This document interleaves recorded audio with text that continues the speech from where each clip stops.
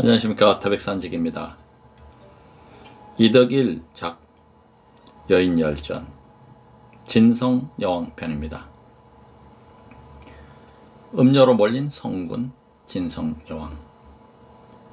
진성여왕과 위용의 관계. 만약 조선이 정조대왕 때문에 망했다고 주장한다면 이해할 수 없다거나 심지어 미친 소리라는 반응이 일 것이다. 조선은 22대 정조 뒤에도 27대 순종 때까지 5명의 임금이 더 있었는데 조선의 망국은 정조가 아니라 이들 후대 임금들의 실정 때문이라는 것이 대다수 사가들의 견해이다. 그런데 신라의 51대 진성여왕 제위 887년에서 897년, 56대 경순왕까지 5명의 후대 임금들이 더 있었다. 그럼에도 불구하고 신라는 진성여왕 때문에 망했다고 줄곧 평가되었고 그렇게 받아들여져 왔다. 진성여왕에 대한 재평가의 출발점은 바로 이 점이어야 한다. 신라가 과연 진성여왕 때문에 망했는지를 냉정하게 검토해 보려면 그런 시각이 어디에서 비롯되었는지를 먼저 살펴보아야 할 것이다. 신라는 진성여왕 때문에 망했다는 시각의 원조는 김부식의 삼국사기 진성왕조다. 진성왕이 전부터 각간 위용과 통하였는데 이때 이르러 항상 군중에 들어와 이를 보게 하였다. 위용이 죽자 해성대왕이라는 시호를 추정했다. 이때부터 2~3명의 미소년을 가만히 불러들여 음란한 짓을 자행하고 그들에게 요직을 주어 국정을 위임하니 이로 말미암아 임금의 총애를 받는 자들이 빙자하게 날뛰고 뇌물이 공공연히 행해졌으며 상벌이 공정치 못하여 기강이 문란해졌다. 일련의 삼국유사도 이런 인식에서 크게 벗어나지 않는다. 51대 진성여왕이 임금이 된 지 몇 해 만에 유모, 부호 부인과 그의 남편 위용 등 서너 명의 총신들이 권력을 마음대로 사용해 정사를 어지럽히자 도적이 벌떼처럼 일어났다. 그러나 삼국사기는 진성여왕과 위용 사이를 불륜 관계로 그리면서도 진성여왕이 위용에게 대구 화상과 함께 향가를 수집 편찮게 하였다라고 하여 위용이 군중에 드나든 것이 공식적 업무 때문임을 나타내고 있다. 위홍은 삼국사기 제49대 헝가왕조에 헝가왕이 즉위하자 위찬, 위홍을 임명하여 상대등으로 삼고 란 대목이 나온다는 점에서 이미 신라 최고 관직인 상대등을 역임한 진골 귀족임을 알 수 있다.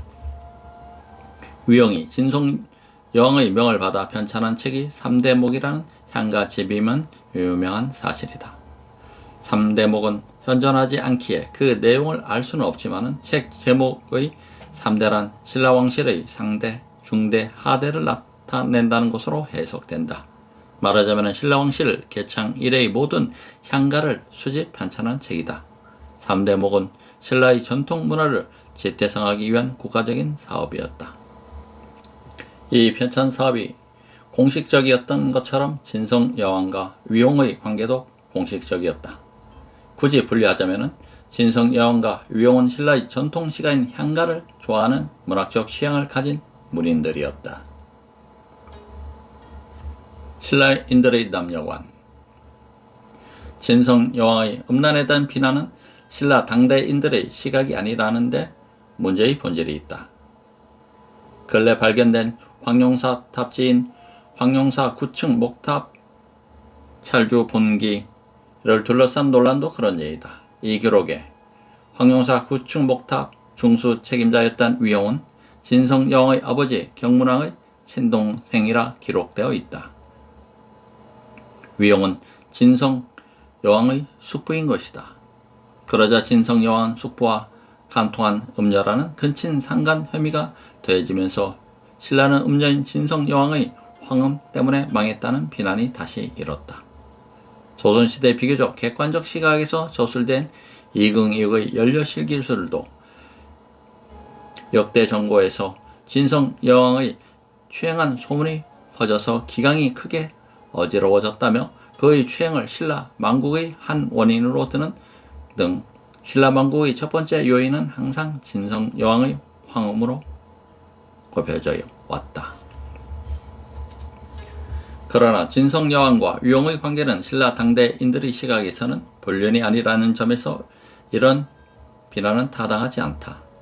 유용이 죽자 해성대왕이라는 시호를 추증했다는 삼국사기 기록이나 삼국유사 왕욕조의 왕의 배필은 유용 대각간이다라는 기록은 둘 사이가 공인된 관계였음을 말해준다.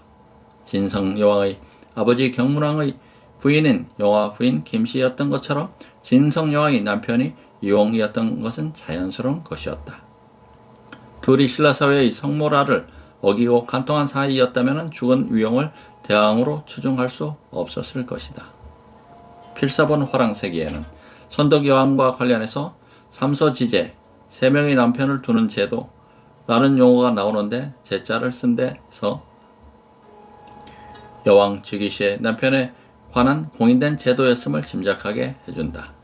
선덕 여왕은 이 삼서지제에 따라 용춘과 은방과 을제 3사람을 번갈아 남편으로 맞이하는데 그중 용춘은 선덕 여왕의 숙부였다. 용춘이 선덕의 숙부였음에도 불구하고 삼서지제에 따라 공식적인 남편이 되었다면 위홍이 진성 여왕의 남편인 것도 공식적인 것이다.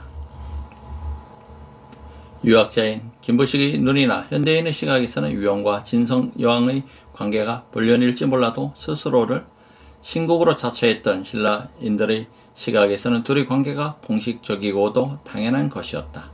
신라인들은 근친들 사이 결혼을 신국의 도라고 불렀다. 23세 풍월주 양도는 어머니 양명 공주가 이부 동복, 아버지는 다르고 어머니가 같은 형제 누이 보량과 혼인시키려 하자 처음에는 반대하다가 나중에 수락한다. 그러자 양명 공주는 양도에게 참으로 내 아들이다. 신국에는 신국의 도가 있다. 어찌 중국의 도를 하겠느냐라고 칭찬했다. 동복 남매끼리의 결혼을 신국의 도라고 더 높이 평가했던 신라인들의 남녀관을 유교화된 김부식의 시각이나 현대인의 우리의 시각으로 비난할 수 없는 일이다. 붕괴된 신라의 국가 시스템. 제29대 태종 무열 왕부터는 진골이 왕위에 올랐으므로 굳이 진성 여왕이 아니더라도 임금이 될 진골 신분의 남성은 적지 않았다.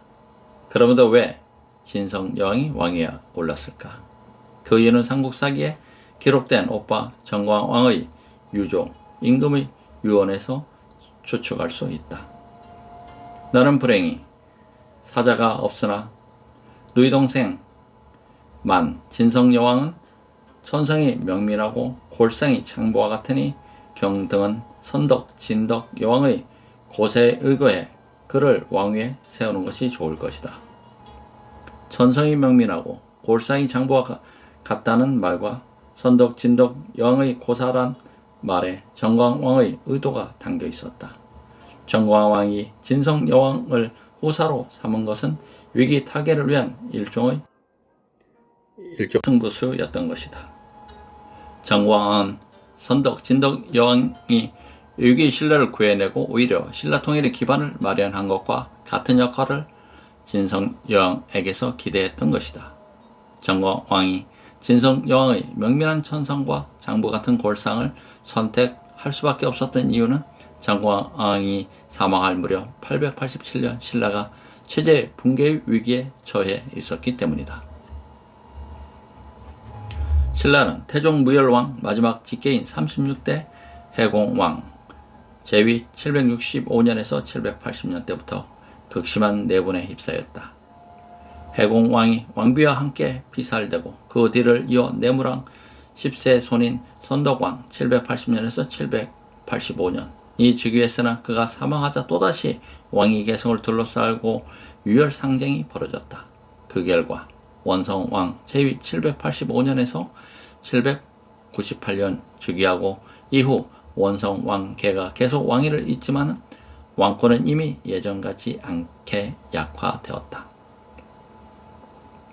보통 성골 왕이 시대를 상대라고 하고 진골이 왕이 된 시대를 중대라고 분류하는데 같은 진골 왕이 시대지만은 중대와 하대는 큰 차이가 있었다. 태종 무열 왕부터 시작하는 중대는 신라 역사상 왕권이 가장 강력했던 시기였다. 태종 무열 왕과 문무 왕으로 이어지는 중대는 삼국을 통일을 일으켜낸 주역이기 때문에 다른 진골 귀족들은 감히 이에 맞설 생각을 하지 못했다.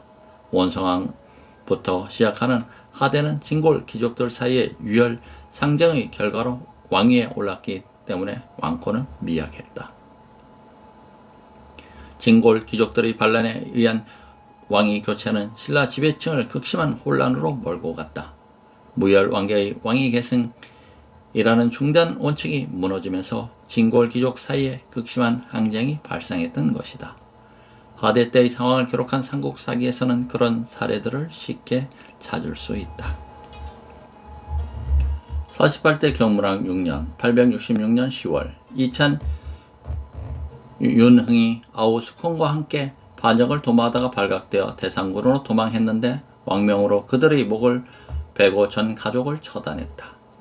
동왕 8년 868년 정월 이찬, 김예 등이 모반하다가 처형당했다. 동왕 44년 874년 5월 이찬 근종이 반역을 도모해 대고를 침범했는데 군군을 출동해 초보썼다.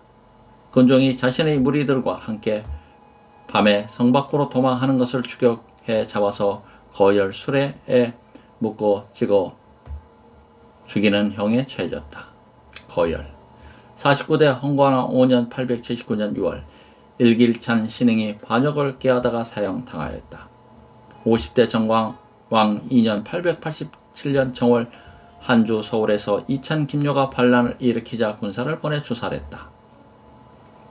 한주 이찬 김요가 반란을 일으킨 때는 진성 여왕이 즉위하기 불과 6개월 전이었다. 이처럼 신라 하대에는 진골 지배계급 사이에 반란이 잇따랐다. 지배계급의 혼란은 민중생활의 파탄을 불러오는 것이 역사의 상례이다. 삼국사기 다음 기록들에는 고통스러운 민중생활이 잘 나타나고 있다.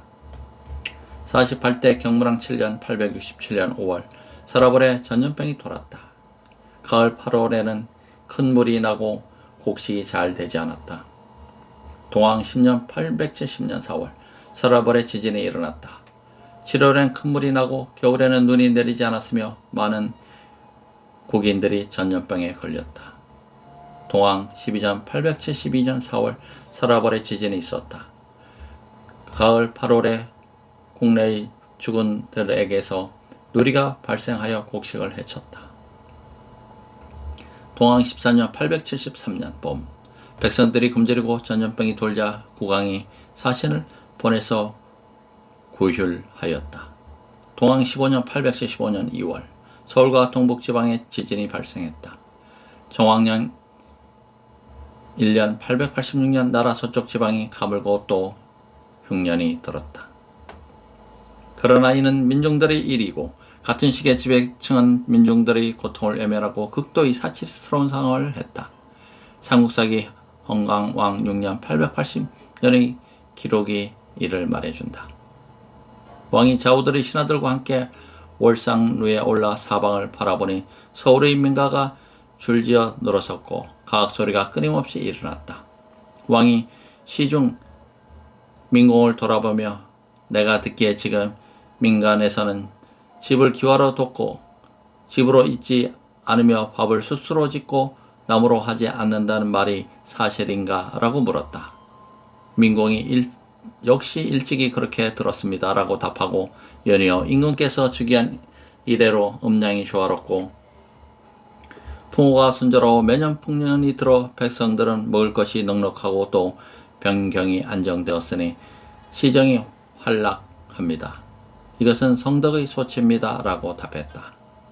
헌강왕은 진성여왕의 큰 오빠로 태평생대를 구가하던 이때는 진성여왕 제3년의 대규모 농민 봉기가 일어나기 9년 전에 불과한 때였다.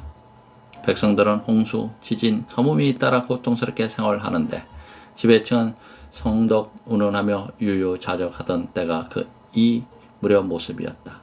물론 헌강왕 때 이 모습이 거짓은 아니다. 다만 지배층이 모여 사는 서라벌 풍경을 모사했을 뿐이다. 서라벌 지배층과 지방 피지배층의 괴리는 하늘과 땅 차이였다. 양자간 괴리가 충돌로 치달을 무렵에 즉위한 인물이 바로 진성여왕이었던 것이다. 진성여왕 측이 당시 신라는 이렇듯 객관적인 붕괴의 길을 걷고 있었다. 또한 지배층의 있던 반란은 왕권을 극도로 약화시켰다. 이런 상황에서 지배층은 민중들의 고통스러운 생활을 외면하고 호사스러운 생활을 계속했다. 민중들은 굶주리는 판국에 지배층은 사절유택이라 불리는 사계절 별장을 옮겨 다니며 환락에 젖어 있었다. 한마디로 나라가 망할 지경에 처해 있는데 지배층은 권력을 차지하기 위해 무력을 불사했던 시기였다. 정광왕은 백제와 고구려의 연합 공격으로 위기에 빠져있던 신라를 선덕, 진덕 두 여왕이 기회로 반전시켜 통일의 기틀을 세운 것처럼 명밀한 천성과 장부 같은 골상을 지닌 진성 여왕을 내세워 혼란을 극복하고 안정을 이룩하려 했던 것이다. 진성 여왕은 정광왕의 믿음에 보답하듯 즉위하자마자 제수를 대사하고 모든 주군의 조세를 1년간 면세시켰다. 그는 백성들의 고통을 가슴 아파하는 애민 군주였다. 백성 생활의 안정이 곧 국가 안정의 기틀임을 알고 있었던 것이다. 진성 여왕은 애민 정치액으로서 신라 사회의 위기를 극복하려 했다. 그러나 그에게는 김유신, 김춘추 같은 재상들이 없었다. 선덕, 진덕 두 여왕은 김유신, 김춘추와 같은 인재들을 신라의 신주류 세력으로 만듦으로써 신라 사회의 패러다임을 바꿀 수 있었다. 그러나 진성 여왕에게는 그런 참모들이 없었다. 김춘추와 김유신 같은 인재는 다시 나오지 않았다. 위용은 거의 1급 참모였지만은 이런 위기 상황에 적합한 인물이 아니었다. 그는 황룡사 구추 목탑을 중수하고 대구 화상과 향가집 3대목을 편찬한 데서 알 수 있듯이 문화의 인물이지 위기관리 인물은 아니었고 또 일찍 사망했다. 3대목 편찬 등은 진성 여왕과 위용의 신라 전통 문화에 대한 애정과 자부심을 보여주는 것이지만 당시 신라에 보다 필요한 인재는 새로운 비전을 지닌 신주류 세력이었다. 진성 여왕의 승부수 채치원. 당시 신라의 지배층인 진골들은 분열된 상태로 권력을 독점하기 위해 서로 싸웠다. 오직 눈앞의 이익을 위해서만 움직일 뿐 신라 사회 자체의 위기에 대해서는 별다른 관심이 없었다. 제23년 889년 삼국사기 기록이 이를 말해준다. 국내 여러 주군에 속 공부 세금을 내지 않아 창고가 텅 비고 국가재정이 궁핍해졌다. 왕이 사신들을 파견해 독촉하자 사방에서 도적들이 봉기했다. 세금을 독촉하자 사방에서 반란이 일어났다는 것은 세금 징수를 기본으로 운영하는 국가 시스템이 붕괴되었음을 의미한다. 이때 일어난 반란 중의 하나가 원종, 애노 등이 사월주, 상주에서 일으킨 반란이었다. 진성 여왕은 내마 연기를 보내 진압하게 했으나 그는 반도들의 보루를 바라보고 겁이 나서 나아가지 못할 정도였다. 중앙에서 파견한 장수가 겁에 질려 주저하는 반면 지방의 촌주 우련이 힘을 다해 싸우다 죽고 말았다. 진성 여왕은 연기 목을 베고 우련이 10살짜리 아들에게 촌주 자리를 잇게 했으나 국가에서 보낸 진압군의 장수가 반란군이 무서워 전전하지 못했다는 것은 기본적인 국가 유지 시스템이 붕괴되었음을 뜻한다. 사방에서 반란이 잇따른 것은 당연했다. 먼저 기병한 인물은 양길이었다. 그는 진성여왕 제5년에 부장 공예에게 기병 100여 명을 주어 북원 충주 지역과 명주 강릉 관내의 10여 군현들을 습격했다. 불과 기병 100여 명의 반군이 국가 주요 요충지를 공격할 수 있을 정도로 신라의 지방 통제력이 상실된 상황이었다. 제6년에 결혼, 진혼이 완산, 전주에 운거해 후백제를 자칭하자 무주, 광주 동남쪽의 군현들이 이에 맞서 싸우기보다는 견훤에게 투영할 정도였다. 신라는 기력을 상실한 노국이었다. 전국이 혼란에 빠져들자 진성여왕은 이를 뒤집을 수 있는 승부수를 생각했다. 그것이 바로 당대 최고의 지식인 최치원이었다. 토항소 경문으로 당나라의 문명을 떨친 최치원은 홍가왕 11년 885년 17년간의 최당 생활을 청산하고 귀국했다. 그는 당나라 희종에게 비은어대와 자금오대를 하사받고 실록인 당서 예문지에 저서명이 수록될 정도로 국제적인 능력을 검증받은 인물이었다. 그는 당나라에서 인정받은 정치 철학과 행정 능력을 고국 신라를 위해 사용하고 싶어 귀국을 단행했다. 그러나 고국 신라는 최치원을 거부했다. 출신 성부를 가장 중요시하는 골품제 사회에서 육두품 출신의 최치원이 활약할 공간과 미래는 없었다. 신라 사회는 진골에게만 공간과 미래가 있는 사회였다.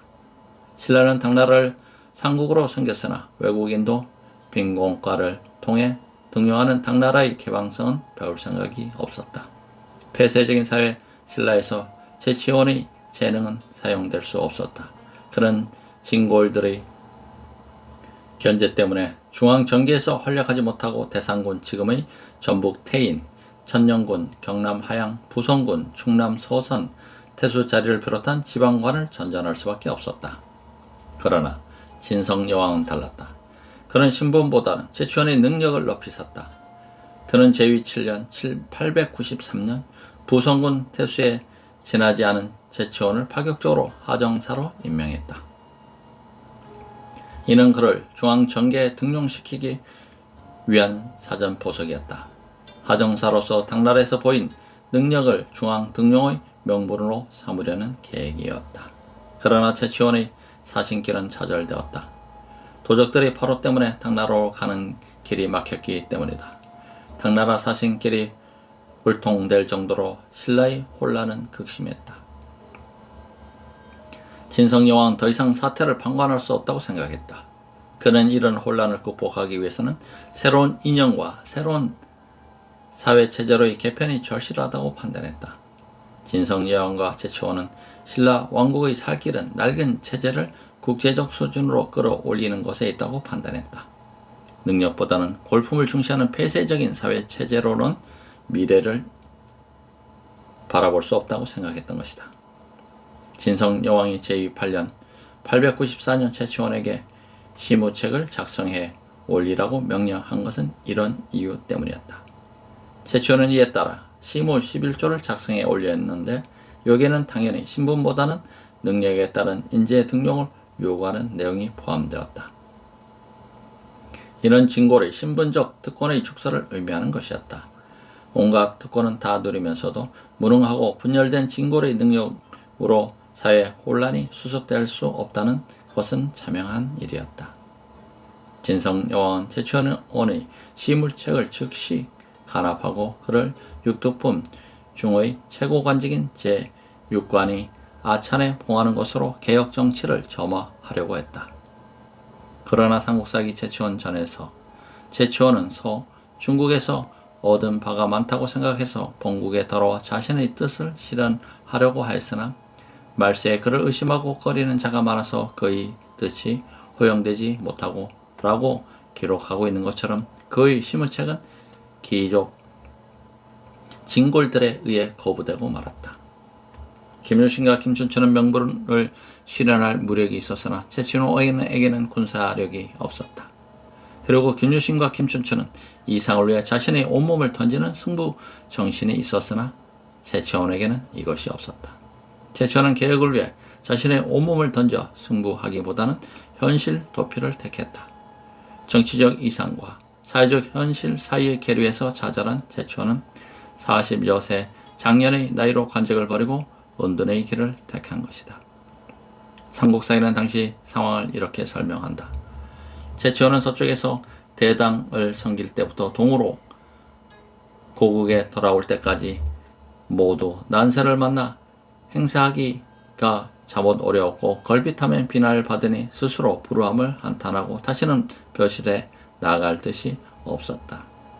그래서 산림과 강가 해변을 소요 방랑하며 정자를 짓고 사나무와 대나무를 심으면서 서책으로 베개를 삼고 풍어를 읊었으니 시무책이 증거들에 의해서 거부되자 최치원은 정계를 떠났다.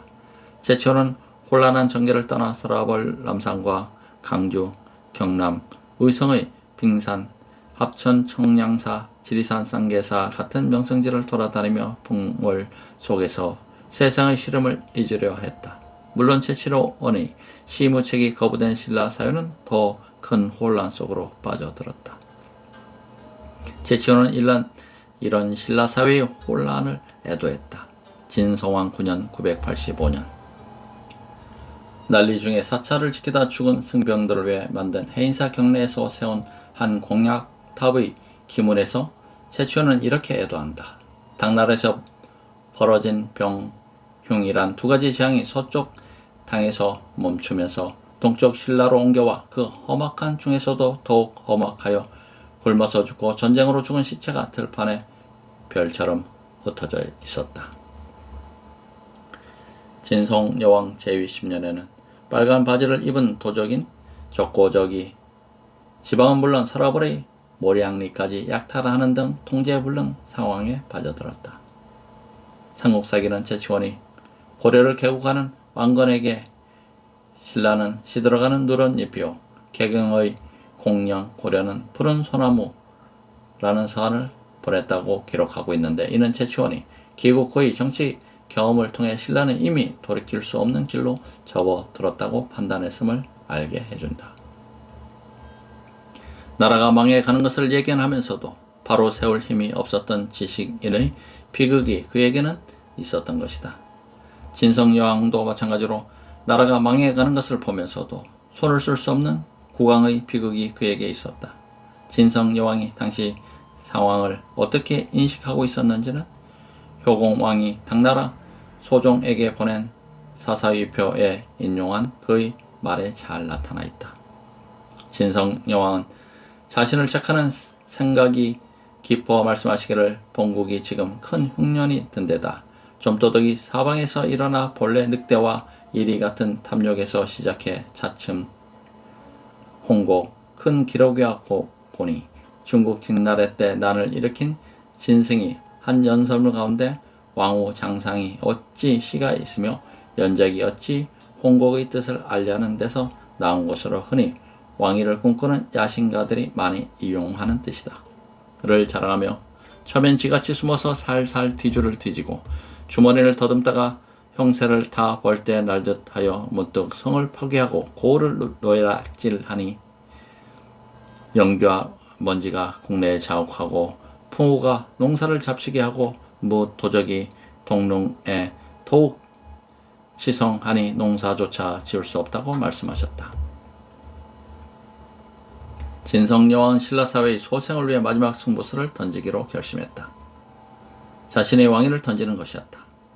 제위 11년 897년 6월 진성여왕은 근년일에 백성들이 공공해지고 도적들이 벌떼처럼 일어나니 이는 나의 부덕 때문이다 라며 모든 사태를 자신의 책임으로 돌렸다.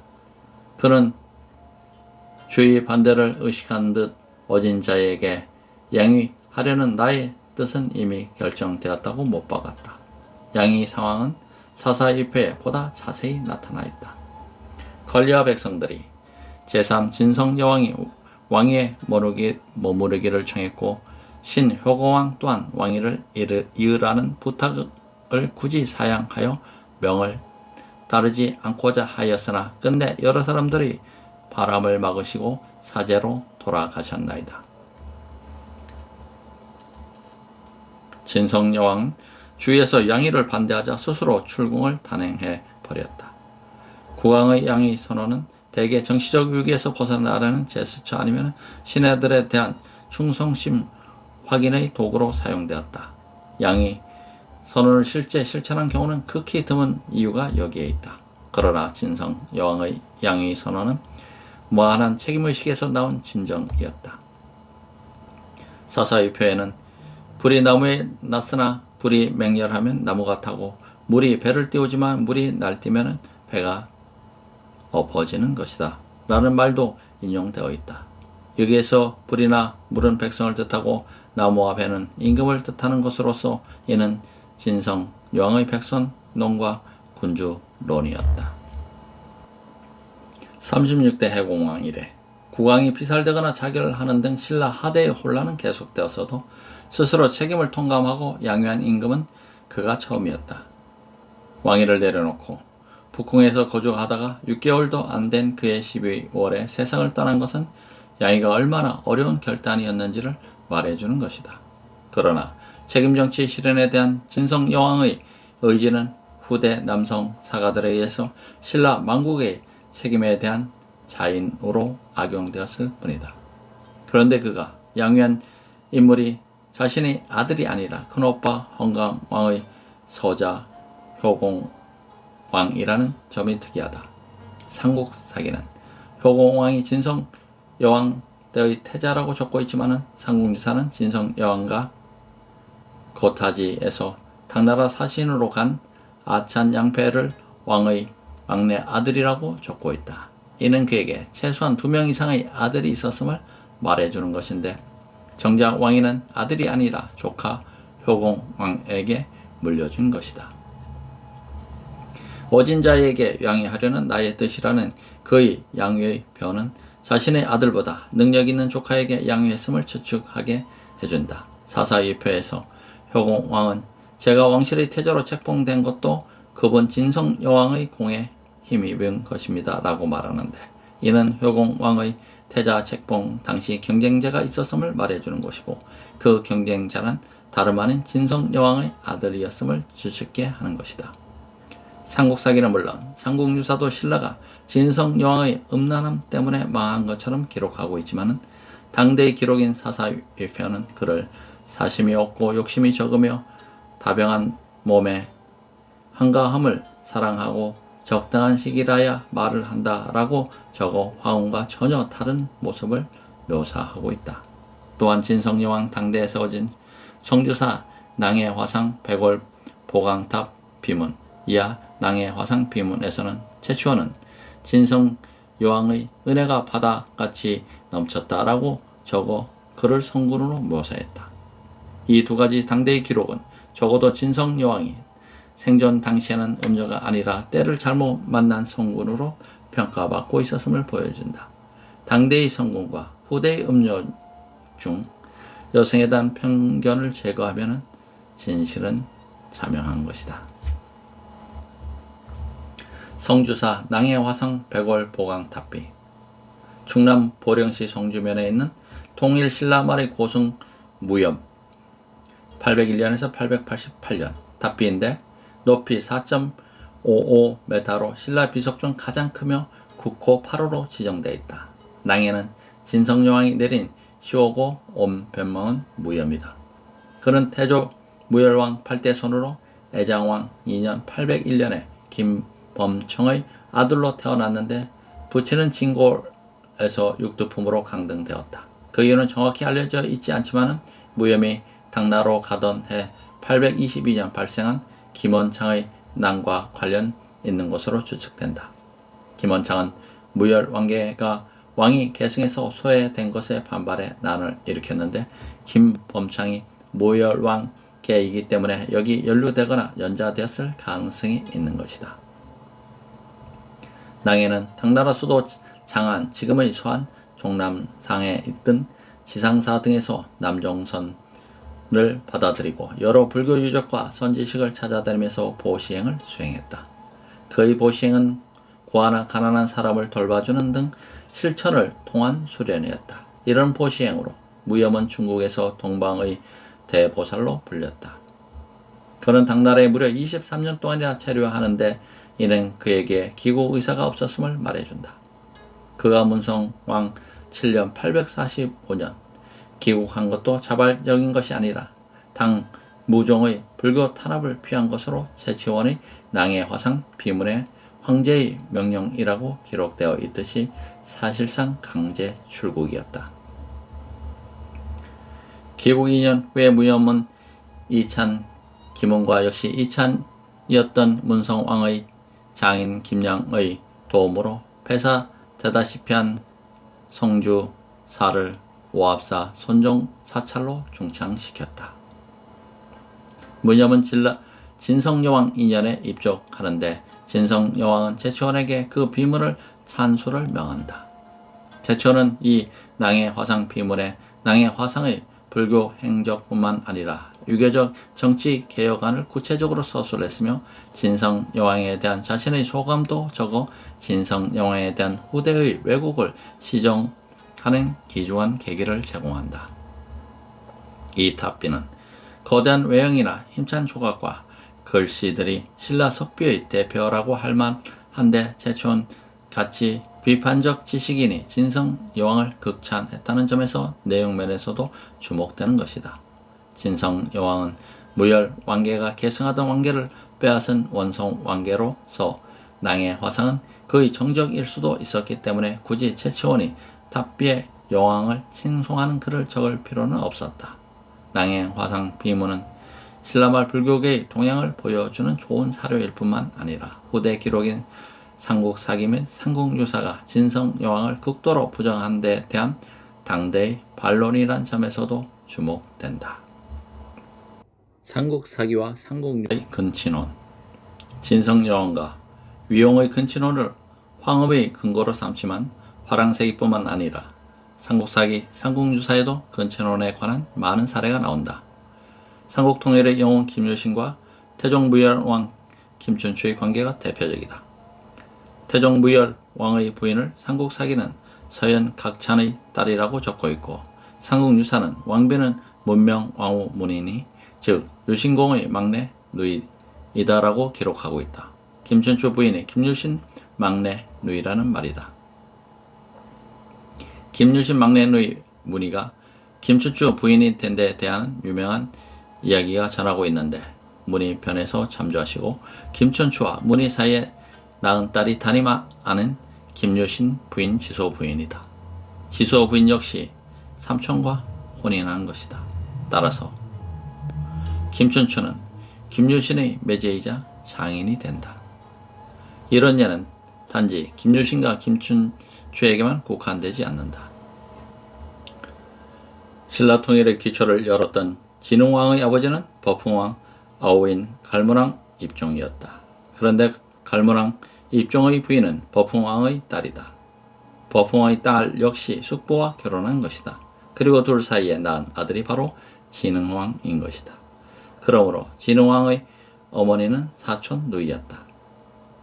무모왕의 뒤를 이은 제31대 신문왕의 부인은 당초 김흡돌의 딸이었으나 아들이 없는 데다가 아버지 흡돌이 반란을 일으키자 쫓아내고 새로 맞아들인 왕비가 김흡운의 딸이었다. 그런데 김흡운은 조부 태졸무열 왕의 사위였다. 이 역시 종래혼의 한 모습이다. 이런 예는 또 있다. 진평왕의 아버지는 진흥왕의 태자 동륜이었다. 그런데 그의 어머니는 진흥왕의 아버지 갈문왕 입종의 딸이었다. 동륜은 자신의 고모와 혼인한 것이다. 그리고 진평왕의 부인 마야 부인 김씨는 갈문왕 복승의 딸이었는데 갈문왕은 보통 임금의 동생이 임명되는 자리로 이해되고 있으니 진평왕은 처첩으로 종래혼을 이룬 셈이다. 화랑세기뿐만 아니라 삼국사기와 삼국유사를 살펴보아도 신라 지배 계급에게 종래혼은 자연스러운 풍습이었다. 후대인의 시각과 관습으로 과거인을 비판하는 것은 역사에 대한 무지이자 행포일 뿐이다.